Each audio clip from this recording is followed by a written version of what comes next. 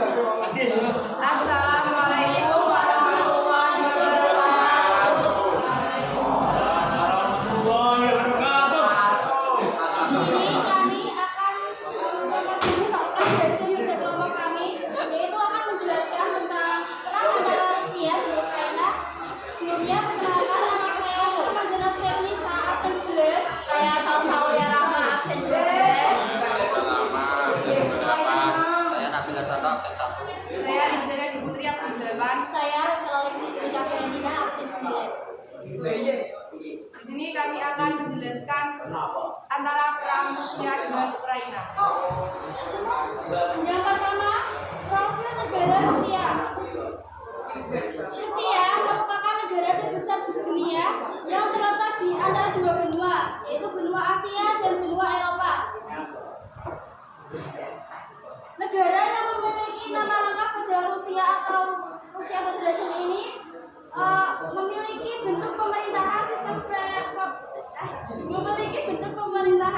semi presidensial yang kepala negaranya adalah presiden dan kepala pemerintahannya adalah perdana menteri.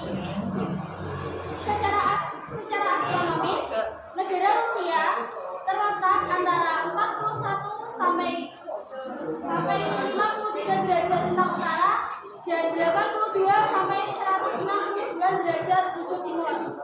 Secara geografis, di sebelah barat Rusia terletak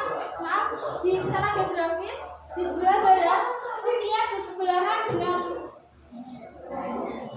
Finlandia, Lituania, Ukraina, dan Belarus. Sedangkan di sebelah timur Rusia bersebelahan dengan Laut Pasifik. Di sebelah selatan Rusia bersebelahan dengan Korea Utara, Cina atau Tiongkok, dan Laut Kaukasus. Di sebelah utara Rusia bersebelahan dengan Samudra Pasifik. Selain itu, Rusia juga bersebelahan dengan negara Georgia, Azerbaijan, Laut Kaspia, Pegunungan Kaukasus yang berada di sebelah barat daya. Di dalam perekonomian, Rusia itu memiliki luas wilayah yang sangat luas sehingga memiliki sumber daya alam yang sangat melimpah. Sumber daya alam yang dimaksud yaitu seperti minyak bumi, logam, gas, kayu, dan lain-lain. Bahkan Rusia menjadi negara terbesar urutan kedua di dunia yang memiliki cadangan gas terbanyak. Selain itu, di bidang keamanan, Rusia menjabat sebagai anggota PBB dengan kewajiban menjabat dengan hak veto. Selanjutnya,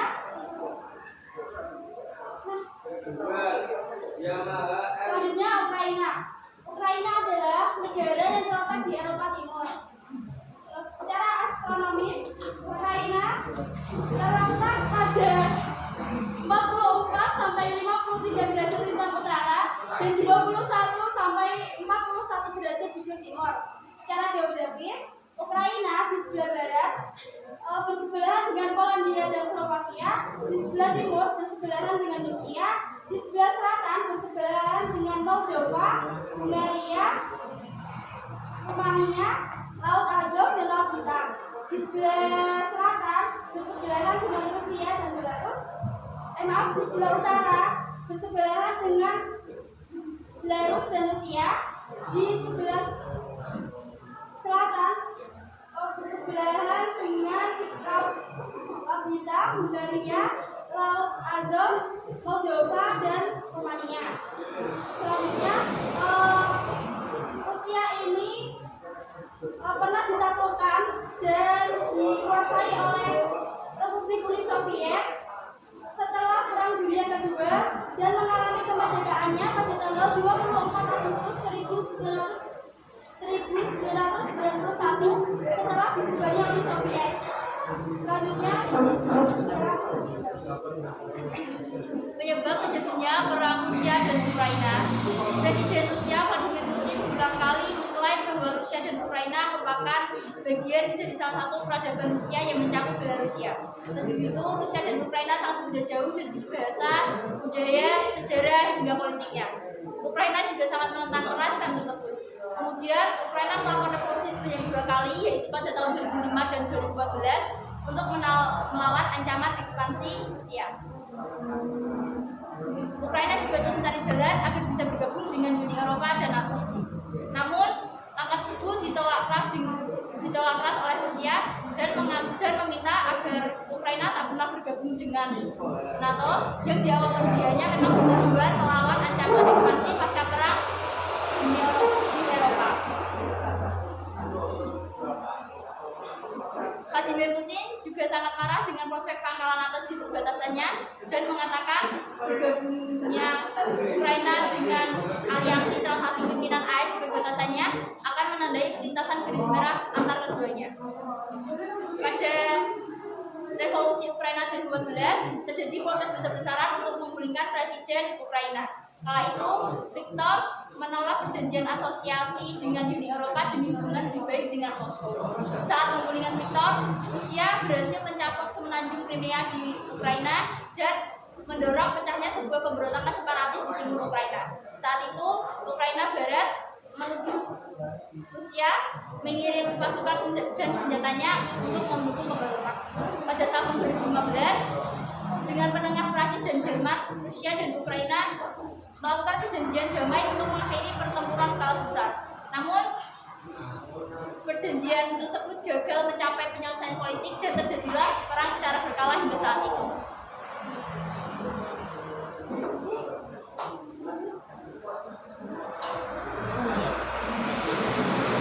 Upaya mediasi sebelum perang. Mediasi antara pihak dan pihak tersebut diupayakan berdasarkan kesempatan yang dicapai oleh Presiden Rusia Vladimir Putin dan Presiden Muhammad bin Zayed Al-Nahyan ST tersebut pada Oktober tahun lalu.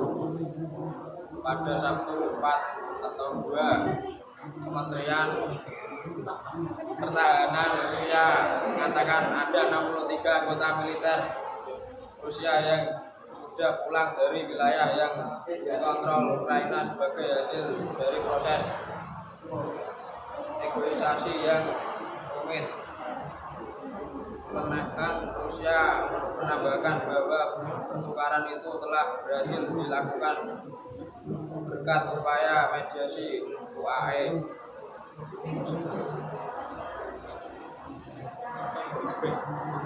Baik, kondisi pada sini setelah perang Rusia dan Ukraina. Ukraina telah membebani negara Rusia yang telah melibatkan banyak puluhan warga Ukraina tewas hingga puluhan. Pihak Berwenang Ukraina mengatakan harapan untuk menyelamatkan orang-orang sangatlah menipis. Penasihat gubernur juga mengatakan ada 30 orang sejauh ini tewas dan 30 orang berada di rumah sakit, diantaranya 12 orang mengalami luka-luka parah dan masih ada 30-40 orang yang masih belum terselamatkan dari bawah puing-puing blok apartemen. Petugas darurat mengatakan mereka mendengar orang-orang berteriak minta tolong dari bawah puing-puing tersebut, tetapi petugas belum bisa menyelamatkan. Petugas terus berusaha untuk menyelamatkan orang-orang yang masih belum bisa terselamatkan, tetapi dengan adanya suhu yang tinggi, itu membuat kekhawatiran utama bagi para petugas untuk menyelamatkan orang-orang yang masih belum bisa terselamatkan. Wali kota juga mengatakan peluang untuk menyelamatkan orang-orang sangatlah tipis. Beliau juga merasa orang-orang warga sipil Ukraina akan mencapai puluhan yang tewas dan orang-orang tersebut tidak bisa diselamatkan. Sementara itu laporan dari Al Jazeera menyebutkan beberapa orang berhasil ditarik secara hidup-hidup, namun beberapa orang juga mengalami luka-luka. Di antaranya orang-orang yang mengalami luka-luka yaitu seorang gadis kecil yang masih berusia 16 tahun.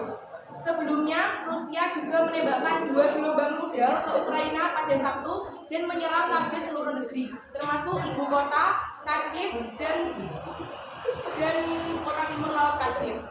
Moskow yang menyerang pada Ukraina pada Sabtu pada Februari tahun 2022 telah menggempur infrastruktur energi negara itu dengan rudal dan drone sejak Oktober dan menyebabkan pemadaman listrik dan juga gangguan pada pemanas sentral air mengalir. Menurut Angkatan Udara Ukraina, rudal tersebut tidak diketahui secara akurat. Ukraina juga tidak memiliki pertahanan udara semacam itu untuk menembak jalur rudal semacam rudal tersebut. Seorang juru bicara Komando Selatan Ukraina mengatakan Rusia hanya menembakkan setengah dari rudal jelajah yang dikerahkannya ke Laut Hitam selama serangan Sabtu.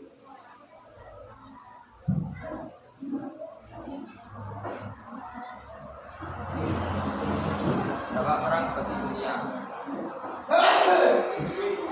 Harga minyak dunia. Rusia dapat memproduksi 9,7 juta barel minyak per hari. Catatan tersebut menempatkan Rusia sebagai negara penghasil minyak terbesar kedua setelah Amerika Serikat. JP Morgan memperingatkan bahwa jika ekspor dari Rusia kurang setengahnya, maka harga minyak akan meningkat hingga 150 dolar per barel. 2. Ancaman inflasi perdagangan Rusia dengan Ukraina dapat membuat inflasi di Amerika Serikat secara tahunan meningkat hingga 10%. 3. Gejolak pasar saham. Tanda-tanda eskalasi perang membuat para investor menahan transaksi di pasar saham. Pasalnya, kenaikan harga minyak karena aksi militer Rusia membuat para investor khawatir dengan proses pemulihan ekonomi dunia. 4. Pertumbuhan ekonomi melambat. Konflik seperti inflasi dan peperangan memang dapat mengganggu stabilitas politik dan pertumbuhan ekonomi. Amerika Serikat khawatir ketegangan antara keduanya dapat mengganggu ekonomi di negaranya. 5. Kenaikan suku bunga. Kenaikan suku bunga yang datang dari The Fed dapat meningkatkan biaya pinjaman bagi konsumen dalam segala hal. 6. Serangan cyber. Presiden Amerika Serikat Joe Biden memperingatkan Rusia untuk tidak melancarkan serangan cyber. Serangan cyber hanyalah salah satu contoh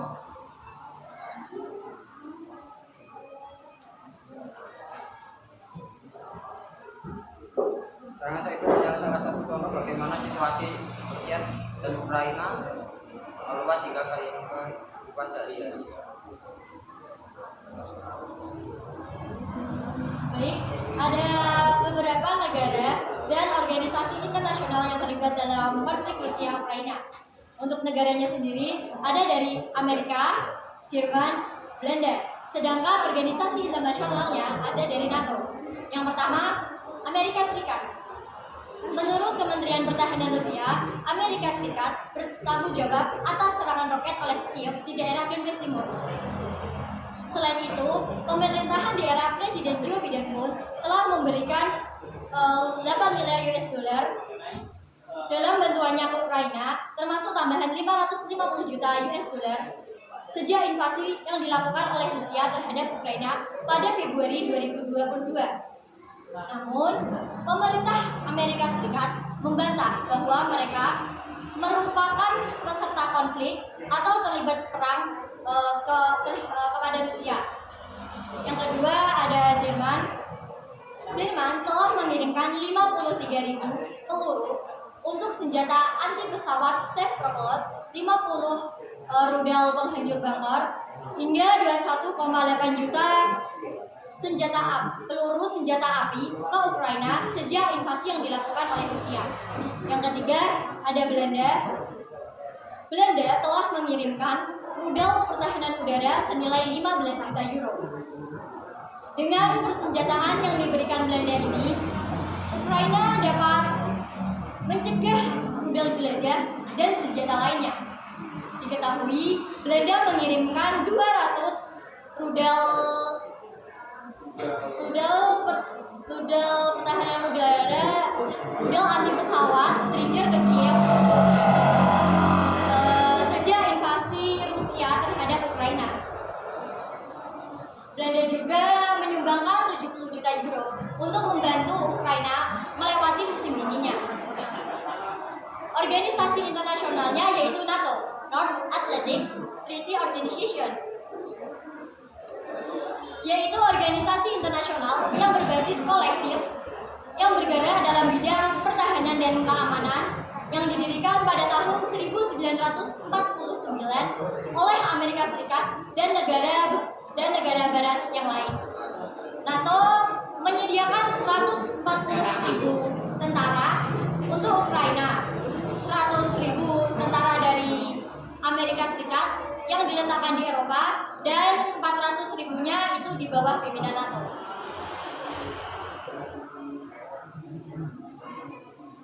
Demikian presentasi dari kami.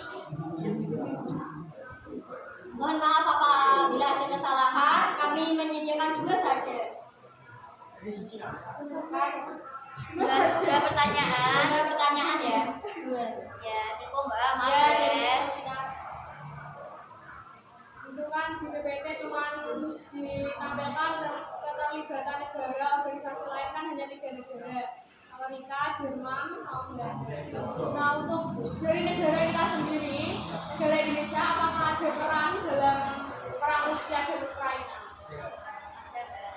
Indonesia juga memiliki peran dalam konflik Rusia dan Ukraina.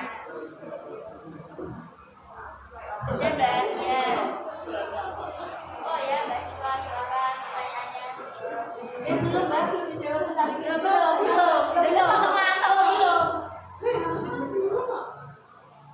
ini baru jelasin, sabar. Ayo, Mbak. Indonesia itu memiliki peran dalam perang Ukraina dengan Rusia. Dan Indonesia kan sebagai negara yang menganut dan menjunjung tinggi prinsip dan bebas aktif dalam hubungan luar negeri. Nah, jadi menegaskan konsistensinya dan prinsip tersebut dalam krisis Rusia Ukraina. Oh iya, silakan Mbak Siswa. Kan di PPT tentang dengan Rusia.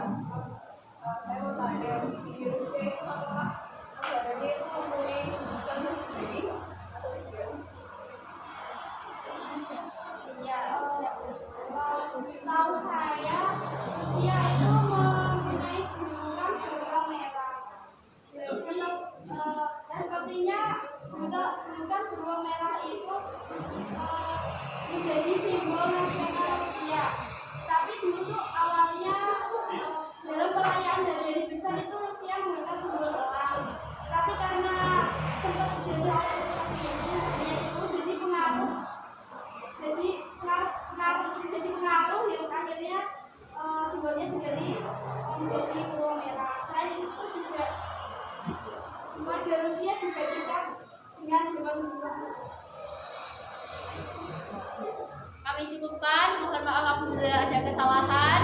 Wassalamualaikum